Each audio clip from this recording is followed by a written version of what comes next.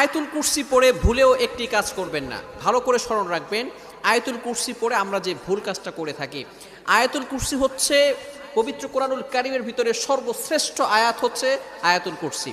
সূরার ভিতরে সর্বশ্রেষ্ঠ সূরা হচ্ছে সূরা ফাতিহা, সূরা ইয়াসিন, সূরা বাকারা, তবে আয়াতের ভিতরে সর্বশ্রেষ্ঠ আয়াত হচ্ছে আয়াতুল কুরসি। 3 নম্বর পারার 1 নম্বর পৃষ্ঠা সূরা বাকারার 255 নম্বর আয়াত। এই আয়াতটি এতটা ফজিলতপূর্ণ আয়াত, আল্লাহু লা ইলাহা ইল্লাহু আল হাইয়ুল কাইয়্যুম।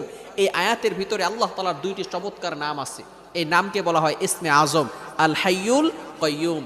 আল হাইয়ুল কাইয়্যুম যদি কারো দোয়া কবুল না হয়, আপনি যদি ইয়া হাইয়ু ইয়া কাইয়্যুম আল্লাহ তাআলার এই 2টি নাম চমৎকার ইসমে আজম 2টি নাম পড়ে 3 বার পড়ে যদি আপনি দোয়া করেন, আল্লাহ তাআলা আপনার দোয়া কবুল করে নেবেন। যেহেতু এই আয়াতের ভিতরে আল্লাহ তাআলা 2টি ইসমে আজম নাম রয়েছে, এই নামের কারণে